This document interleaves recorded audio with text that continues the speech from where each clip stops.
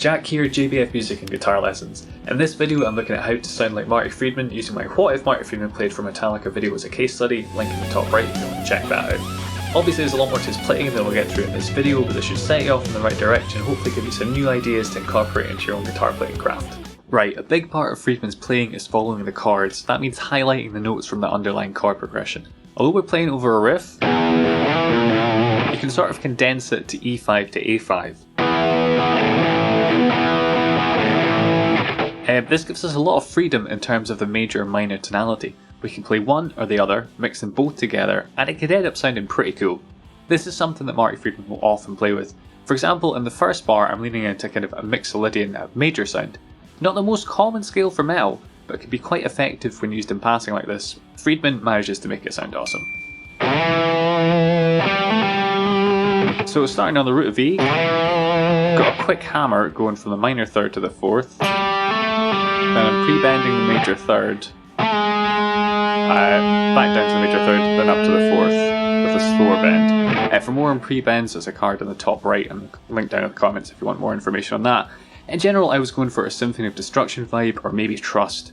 Starting on the first beat of the bar, although the rhythm comes on the last 8th note in the previous bar, gives the start of the solo a more laid back, confident and just sort of cooler sound.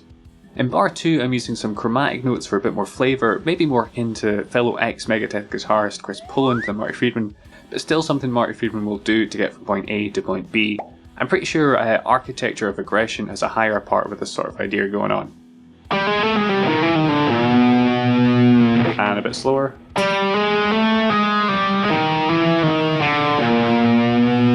So bar 3 starts with that blues note there, right? Which would sound very tense against the E in the back. Except what I'm doing is bending it up a semitone, making it a B, which is the 5th E power chord. Bending an out note like this, particularly the blues note, is a typical Friedman move, which makes things sound a bit more exotic. Okay, just a quick break here to say I know some of this sounds a bit heavy on the theory, but really don't worry about that at all. The main thing is getting the sounds in your ear, so if you don't understand what I'm saying when I say like flat second and flat 9, it really doesn't matter. The main thing to take away from this is the sounds, how the lead parts interact with the backing track, and how you can take these ideas and work it into your own style. Then I've got this little bit here, so that little bit, and then the bend I'm doing here is almost in between a bend and a vibrato, a very controlled vibrato. Because what I'm specifically aiming to do is go between this note and the fretted note and the one a semitone higher. This is to reference the blues note in the backing riff and add some crunch to the solo's melody.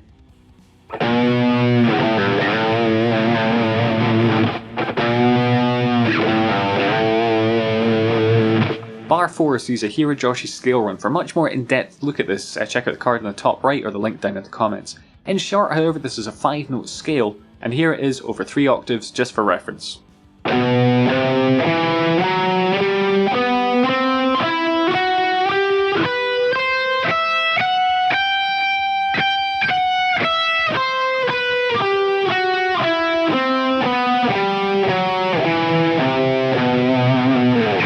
And this is how I've used it in bar 4.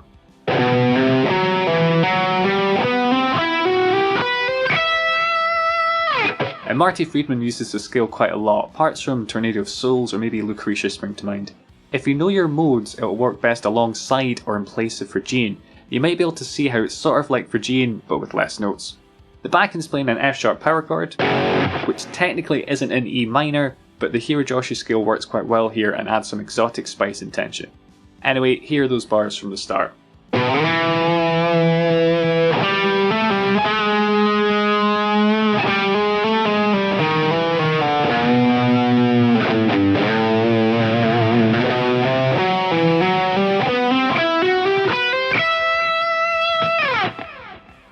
Bar 5, again a very Symphony of Destruction style thing going on here, or maybe that stretchy bit towards the solo at the end of Tornado of Souls. Technically it's a B minor, a G major, and an E7. But I'm more going for a slightly out sound with ascending chromatics, these notes here, more than anything else. It's a group of 3, but within a group of 3.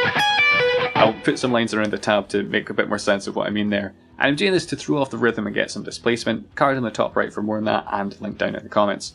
So Friedman uses displacement and less common or less intuitive groupings to great effect in his lead playing. Anyway, The next parts here are suggesting an E7 sus4, E minor 7, and an E7. Really just pentatonic licks, but again I'm really playing about with the major minor tonality here. Bar 6 sees an E minor sweep and then going down to the blues note for some of the aforementioned bluesy tension. The next note here is a blues note as well, but an octave higher, and I purposely played this note at the exact same time it's being played in the backing part as well. If you ever take the time to analyse a Friedman solo, something which I really suggest you do, you'll notice how often he does this, highlighting the chords that are being played in the rhythm. I think it's fairly intuitive for him, and I suspect partly due to his approach to lead playing being heavily based around arpeggios rather than just scales.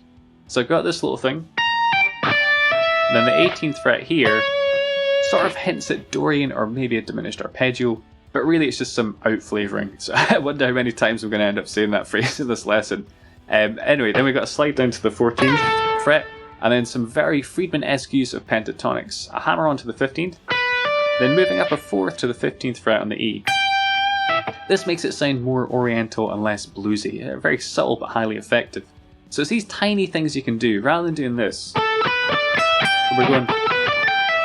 It's got a much more kind of exotic sound, and it's a scale you probably already know and have used loads, but it's just a case of tweaking it a tiny little bit to get a whole new vocabulary from what is essentially a very simple scale. In bar 7, what I'm doing is pulling off to that 12th fret, then I'm bending up the 14th fret a semitone, and while it's still bent, I'm hammering on the 16th fret. So I sometimes find it easier to almost do another bend just before hammering on. So if I do it slowly, I just find that gives my finger a kind of a better position to get to the hammer on. You could just do that, that's fine as well, but I find a subtle dip before getting that note a little bit easier to do. And it's a really cool timbre, almost kind of like a saxophone or something. These notes always really pop for me during solos. I just make my ears pick up and be like, oh wow, what was that? And again, similar to something Chris Poland would do. Here we've got a standard pentatonic descent, which is still very much part of Mr. Friedman's playing and his vocabulary. Then a pre-bend followed by a bend on that blues note.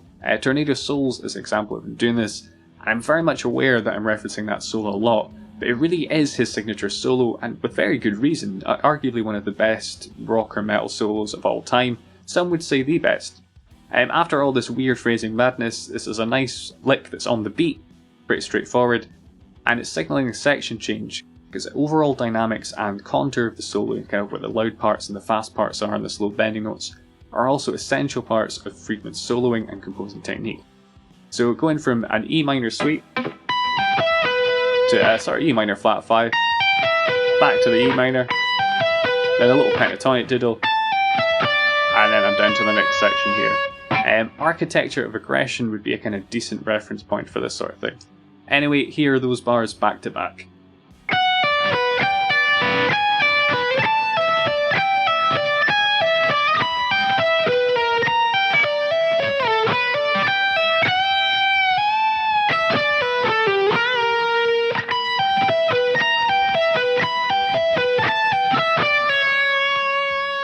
At this point the songs more or less modulate to F sharp minor. I've opted to hold down a C sharp, the 5th of F sharp minor, so the key change feels intentional, but the 5th interval makes it feel a bit spooky or floaty.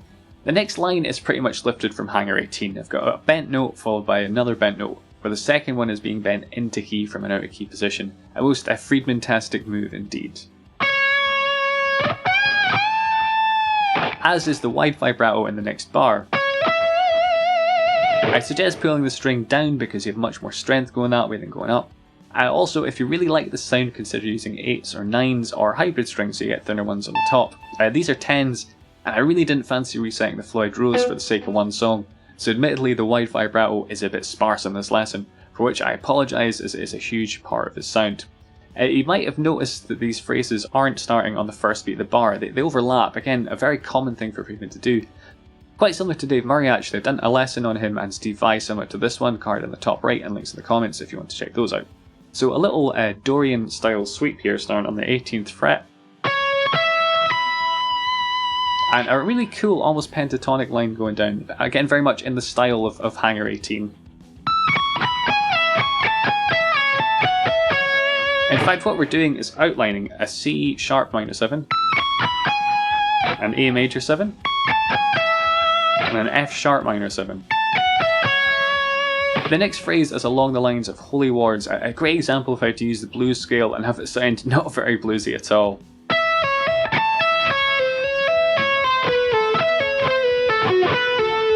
Actually, it sounds quite bluesy when you slow it down, but played fast, I wouldn't have thought it was bluesy at all. Now, just as a side note, Marty Friedman might play this in the standard box position, so it would be something like this.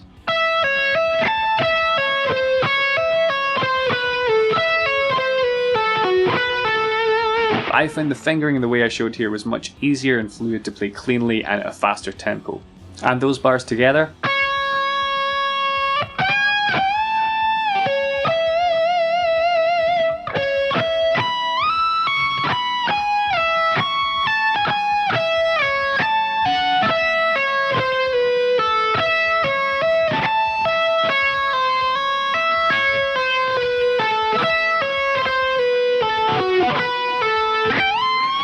Some nice bending with vibrato this time.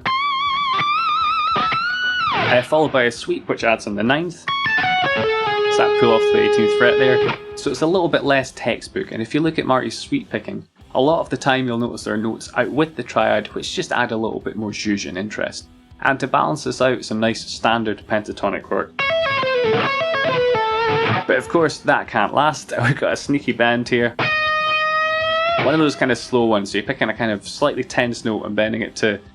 It's a sort of resolved but still kind of tense note as well, very Friedman-esque thing. This is a kind of Dorian flavour we're adding in with this because we've essentially gone, as I say, back to E. So we've got that, and then a bend with vibrato, going from the flat third to the third, and then a pre-bend. So I'm targeting this note here, but ending from the 22nd fret. So pre-bend up a tone, release, and then bend back up, and ideally with some heavy vibrato afterwards. That sort of thing's all over Friedman's playing, particularly in the Rust in Peace album, a real staple, so if you get that down, you're well on the road to getting some Friedman chops in there. And then I've got a bend on the low E here, which in hindsight I might have been thinking of the end of a Dave Mustaine solo, one of the many solos in Hangar 18, so forgive me if I have made a mistake there. The next Hirajoshi line here is maybe like something in 5 Magics. Sliding down to the 9th fret, and then what I'm doing is going down to the 8th and bending it up a semitone. So still the same target pitch as this note, but it has that little extra zest, particularly when you add on the vibrato, and those bars together.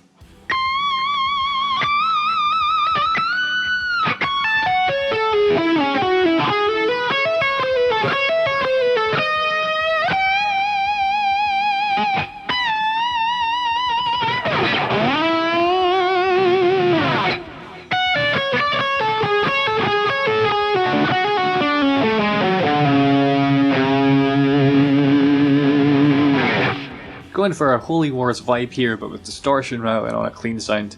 Full disclosure, I made a bit of an error transcribing here. Technically this lick should be a tone down in an E. I actually did re-record it, but this way still sounded better. It's probably because the backing track is more or less a drone at this point, so it's not too rigid in terms of what you can get away with playing over the top of it. Anyway, we've got a minor arpeggio, a nice little lead in, and then a descending lick.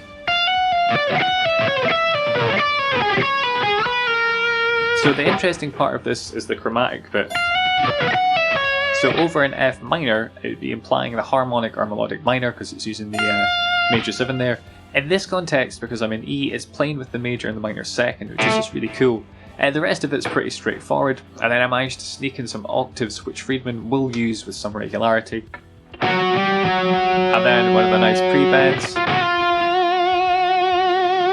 targeting the 9th so that the resolution is a sort of melancholy feel to it. Anyway, here's those bars together.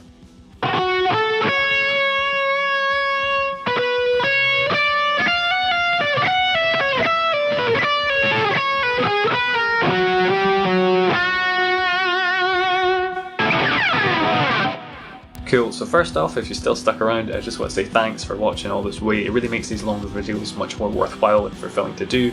We know that people are hanging around and actually getting something from them. That being said, let's try and do a quick little recap of some of the things we've gone over. So we're using things like the pentatonic scale, using it in a bluesy way but also a less traditional way to make it sound more Oriental. On the Oriental side of things, you've got the Hirajoshi scale, the kind of 5-note, what would you call it, I suppose a traditional Japanese scale. We've got things like note manipulation, so you've got the pre-bends and the wide vibrato and sliding and that sort of thing. Using arpeggios to follow the chords, and also using outside notes, bending outside notes into key to make them sound, well, less outside and more inside. Combine all these things and it gives you a kind of good, I don't know, path to follow for the Friedman way to go.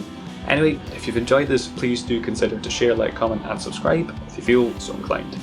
Cheers guys.